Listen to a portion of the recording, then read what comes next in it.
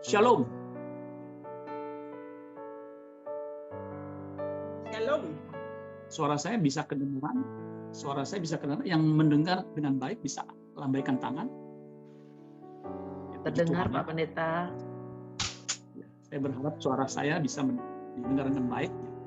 Karena waktu yang diberikan saya sangat singkat. Saya juga mengucapkan terima kasih kepada Miss Lucia yang sudah memberi saya kesempatan untuk menyampaikan firman Tuhan.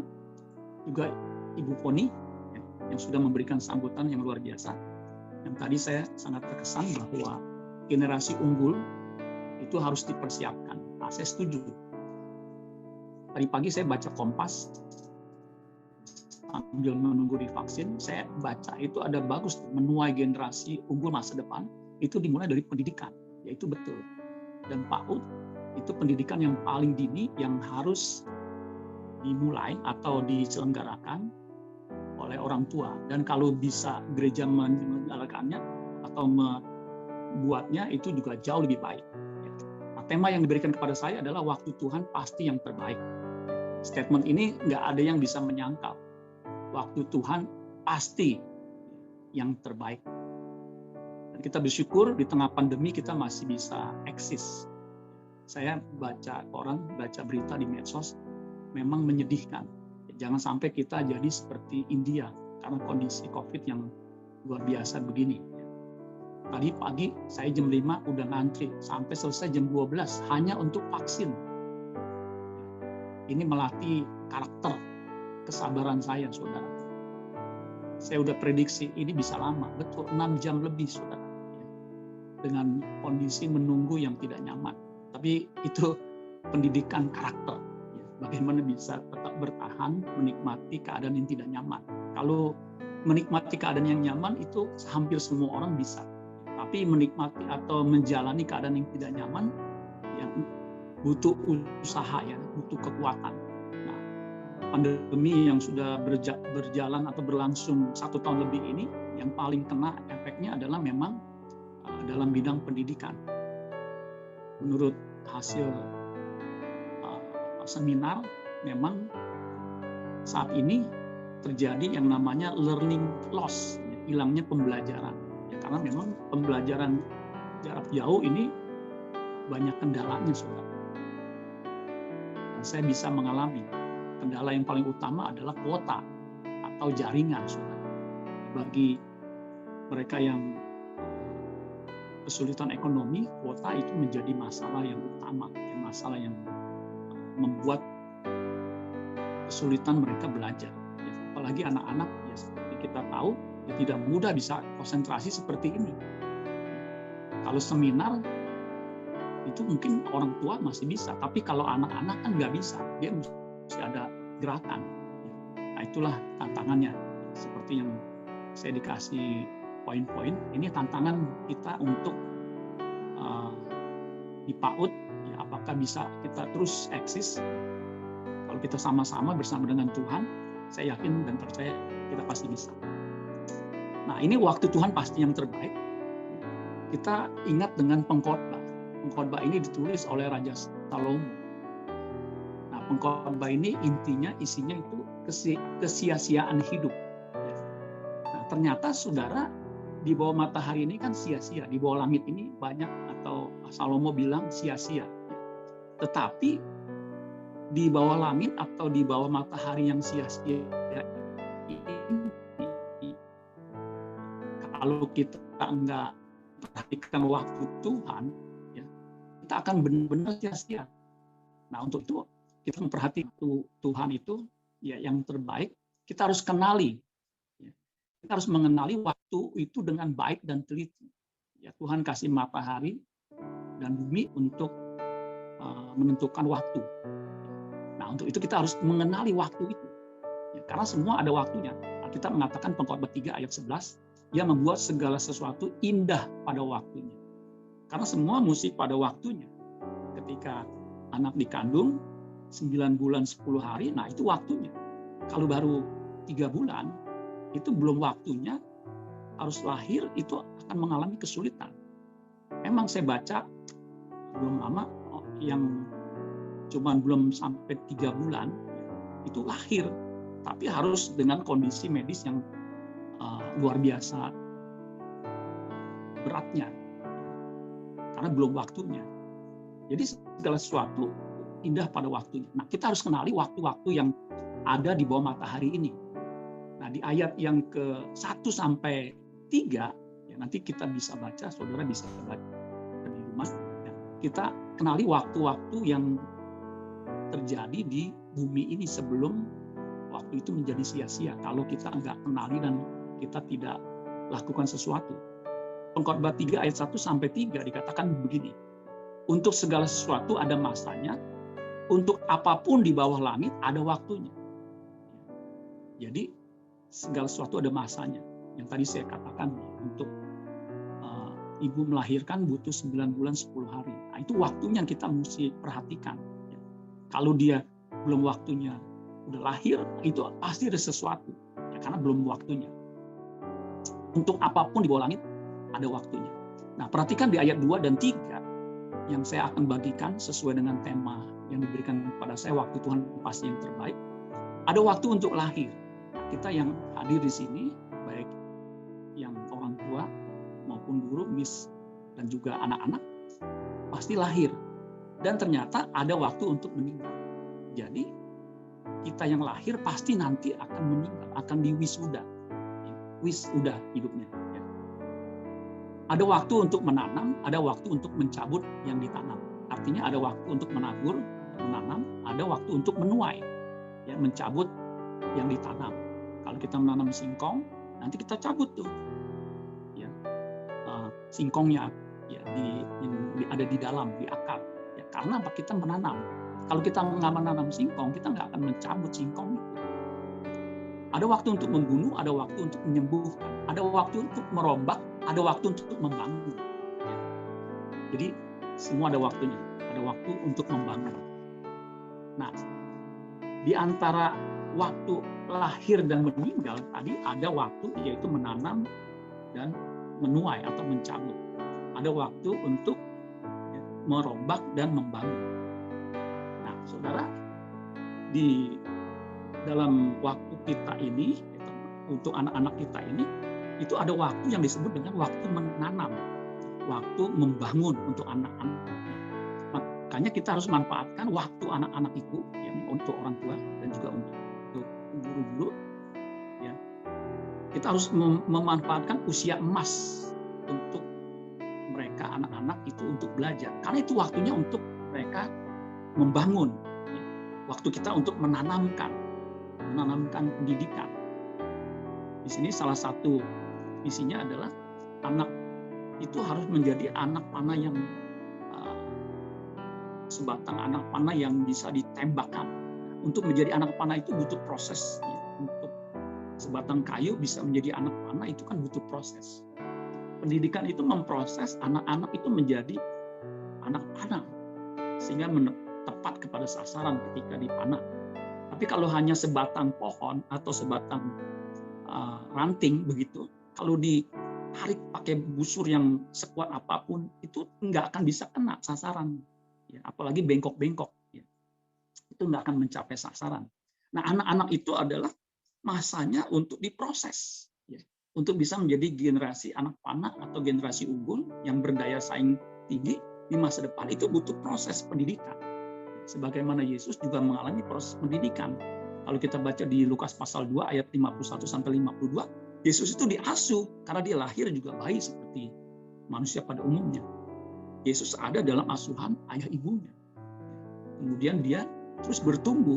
Dan Alkitab mencatat dia makin bertumbuh, makin bertambah besar, bertambah hikmatnya, besarnya, dan makin dikasih Allah dan manusia. Jadi ada proses. Nah, anak-anak itu yang ada saat ini, yang kita miliki, ya, orang tua memiliki anak, itu prosesnya, waktunya adalah masa emas mereka untuk dididik. Ini kesempatan buat mereka untuk memasuki pendidikan, itu kita harus buka selebar-lebarnya. Makanya salah satu tadi betul, pendidikan yang paling penting adalah pendidikan karakter, ya, pendidikan rohani, ya, bukan hanya mental, bukan hanya intelektual, tetapi rohani, karakter. Ya. itu jauh lebih penting. Kalau karakter rohani anak-anak itu kuat, nanti pasti mentalnya juga kuat. Dia pasti bijaksana. Ya. Makanya anak-anak sedini mungkin as soon as possible harus dibawa kepada Yesus. Harus diperkenalkan kepada Yesus. Sedini mungkin supaya dia bisa tahu siapa itu Yesus. Ya. Kalau dia sejak kecil mengenal Yesus, ya saya percaya kebanyakan anak-anak yang sejak kecil sekolah minggu itu udah mengenal Tuhan, itu jarang jauh daripada Tuhan. Ya. Yesus pernah memarahi murid-muridnya karena murid-muridnya memarahi orang tua yang membawa anak-anaknya kepada Yesus. Kenapa? Karena Yesus suka dengan anak-anak. Jadi anak-anak diberkati sama Tuhan. Nah, kenapa saudara sekalian? Masa anak-anak itu masa yang paling produktif untuk dididik, ya. Karena masa pembentukan. Nah, di dalam Matius pasal 18 itu ada yang menarik begini. Di ayat yang ketiga langsung, ya nanti saudara bisa baca ayat 1 dan 2 sebelumnya. Nah, di ayat 3 Yesus bilang begini, "Aku berkata kepadamu, sesungguhnya jika kamu tidak bertobat dan menjadi seperti anak kecil ini, kamu tidak akan masuk ke dalam kerajaan surga." Jadi untuk masuk dalam kerajaan surga, menurut ayat ini harus bertobat seperti anak kecil ini. Anak kecil di sini bahasa Yunani-nya dari kata Yunani paidia. Paidia itu little children. Paidia itu dari kata paidion, a little child. Paidia itu jamak, paidion itu atau pais, anak kecil, young child, young boy or young girl. Infant, masih kecil. Nah, masih kecil itu adalah usia yang paling produktif untuk dididik. Paling efektif untuk dididik. Kalau sudah 30-40 tahun baru mulai dididik, itu sulit untuk dibentuk. Itu lebih sulit. Apalagi udah 50, seperti saya. Udah bengkok misalnya ya. Itu susah untuk diluruskan. Tetapi ketika masih kecil, itu mudah diarahkan. Nah, kata paidion itu dari kata kerja paio. Nah, paio ini artinya to smite, memukul atau to sting, menyengat. Menyengat itu seperti menyetrum begitu ya,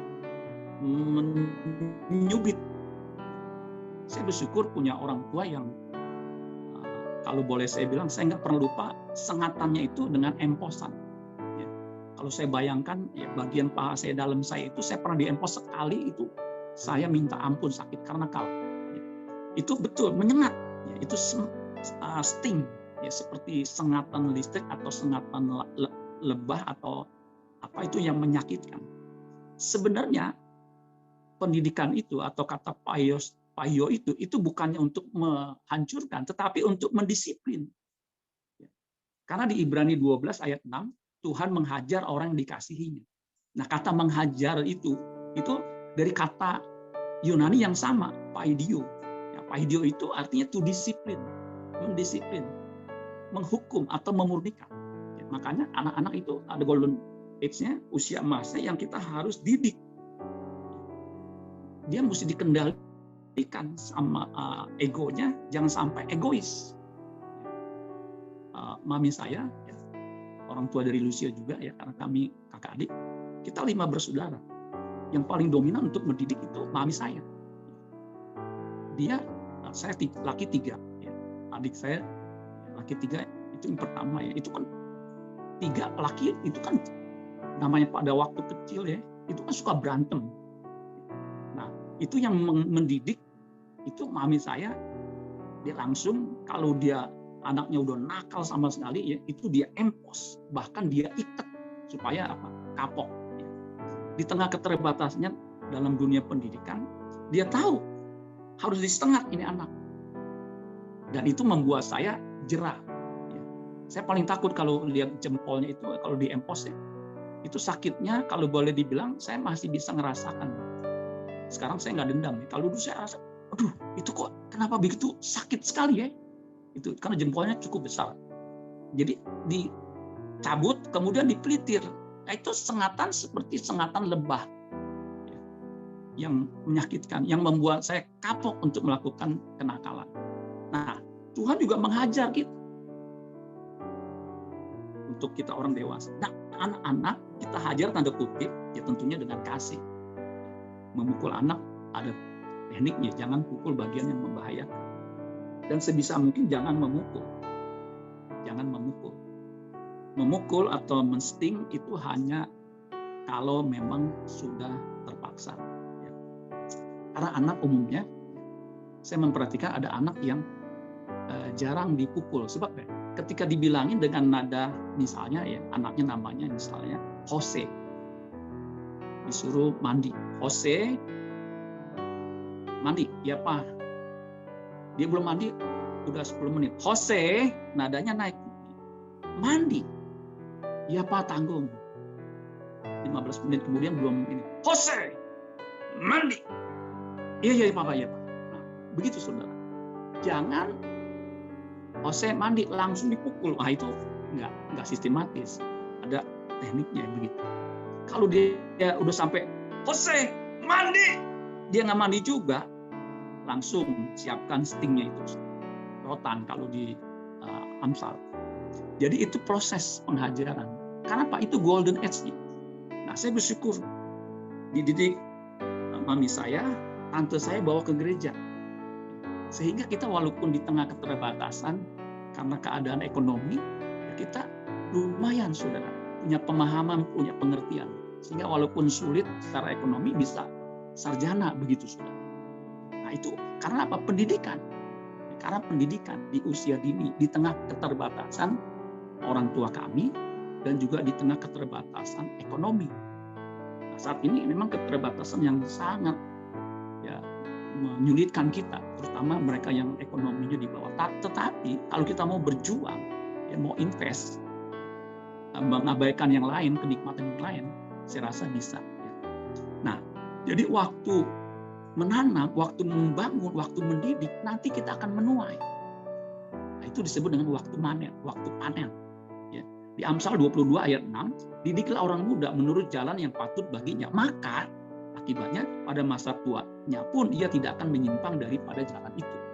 Jadi kalau kita udah mendidik, kita menanam, ya, nanti kita akan menuai pada masa tua anak itu, ya, tidak akan menyimpang karena mereka sudah dibenarkan oleh kebenaran firman Tuhan.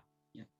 Ayat yang terakhir Amsal 29 ayat 17, didiklah anakmu, maka ia akan memberikan ketentraman padamu dan mendatangkan sukacita padamu. Jadi kalau kita sudah berusaha mendidik, tentunya dengan pertolongan Roh Kudus, dengan pertolongan Tuhan, ya, karena kita terbatas, maka ia akan memberikan ketentraman padamu dan mendatangkan sukacita padamu. Ya, itu jelas kita akan menuai. Memang mendidik anak itu nggak mudah, karena anak itu kan belum punya pengertian. Jadi kita mesti yang mendidiknya dengan penuh kesabaran. Jangan sampai kita mengabaikannya atau melalaikannya. Saya tutup dengan kisah nyata. Suatu kali, miss di sebuah gereja, di sebuah sekolah, ya, guru sekolah tanya begini, siapa di antara kalian yang mamanya suka masakin makanan untuk kalian? Semuanya bilang, saya miss. Cuma satu anak tidak mengangkat.